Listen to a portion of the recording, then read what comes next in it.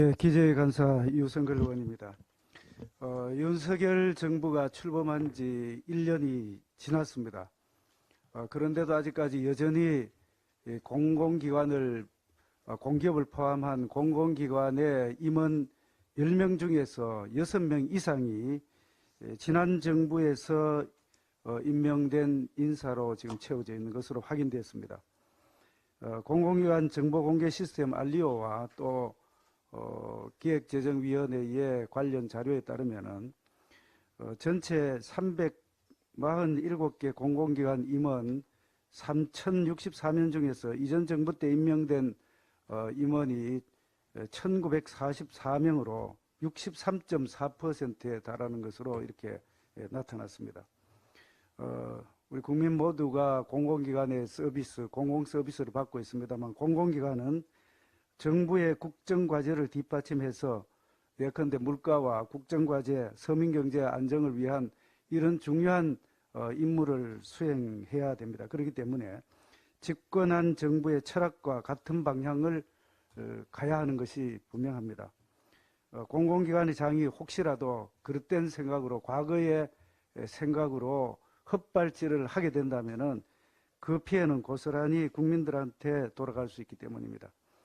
윤석열 정부는 공공기관 자산 효율화 등 혁신 계획을 바탕으로 해서 공공기관이 국민들에게 양질의 공공서비스를 제공할 수 있도록 지금 현재 혁신 작업을 계속하고 있다는 그런 말씀을 드립니다. 현 정부와 국정 철학, 정책 철학에 맞지 않는 이전 정부의 기관장들은 이제 자기 스스로 어떻게 해야 될 건지를 결단해야 될 시기가 왔다는 말씀을 드립니다. 어제에 이어서 잠시 뒤 10시부터 기획재정위원회 경제재정 소위 제2차 회의가 열릴 예정입니다.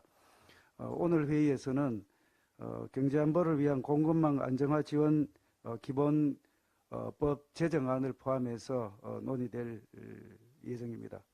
지난 요소수 사태와 우크라이나 전쟁 등으로 인해서 공급망이 교란되고 또 산업 필수 자원에 대한 일부 국가의 수출 규제 등을 겪으면서 공급망의 안정적 관리의 필요성을 우리 국민 모두는 뼈저리게 느낀 바가 있습니다. 공급망 불안은, 그렇지만 공급망 불안은 아직까지 현재도 계속 중인 상태입니다.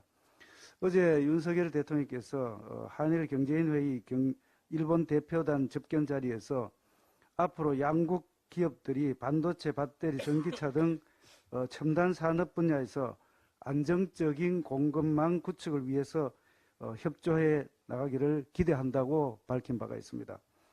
앞선 한미, 한일 정상회담에서 뿐만 아니라 앞으로 열릴 G7 정상회의 등에서 또 카나다, 독일, EU 등과의 정상회의 등에서도 공급망은 중요한 이슈로 제기될 것이 분명합니다.